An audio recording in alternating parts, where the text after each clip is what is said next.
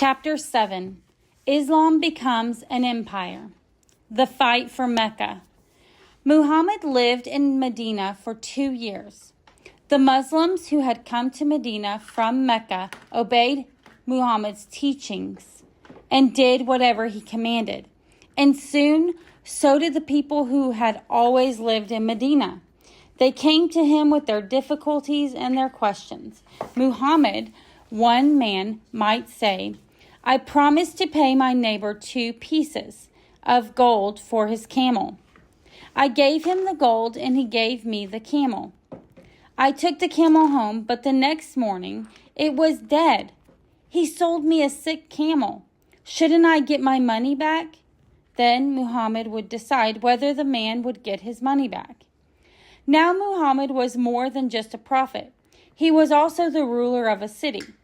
He had to be a judge and a king as well as a preacher. And the people of Medina followed the laws that Muhammad made. Be kind to your parents, he ordered his followers. Be loyal to other Muslims. Always watch out for them. Don't drink wine or eat pork. Those things are bad for you. And take care of your families. Muhammad's new laws made life in Medina peaceful. But the city of Medina had other problems. There was barely enough food and water in Medina to take care of the people who had always lived there. And now Muhammad's followers, all the Muslims who had fled from Mecca, needed food and water as well. Soon, people in Medina began to go hungry. So several of the city leaders went to visit Muhammad. "Prophet," they said, "our children are hungry. There's barely enough water to keep us alive. What will we do?"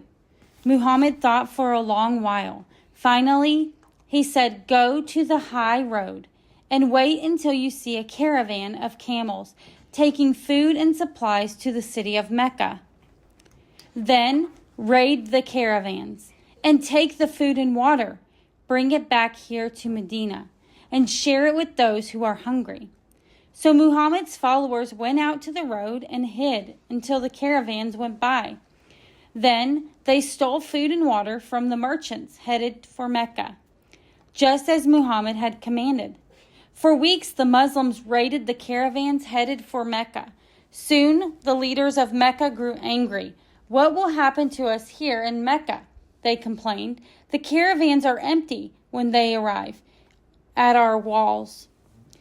If we don't stop Muhammad and his followers, we'll begin to go hungry ourselves." So the army of Mecca marched out towards Medina.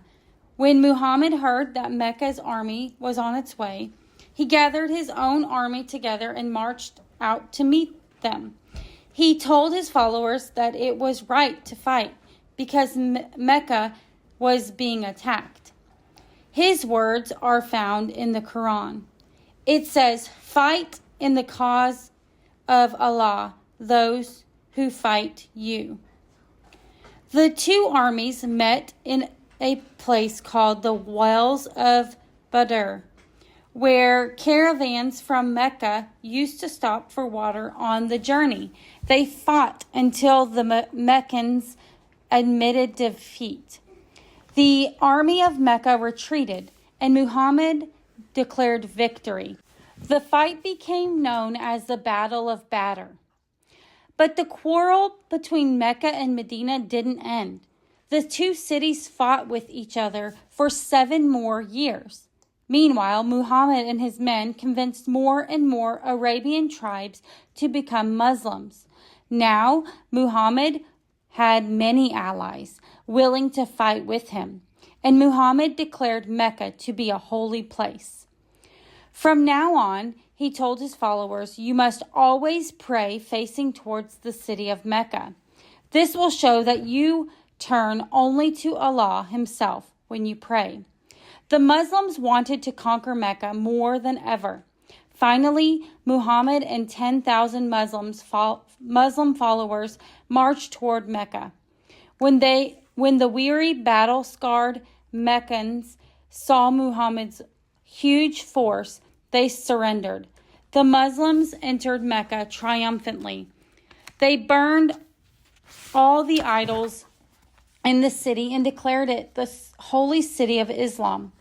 Only Muslims will be allowed to enter Mecca from this day on, Muhammad declared.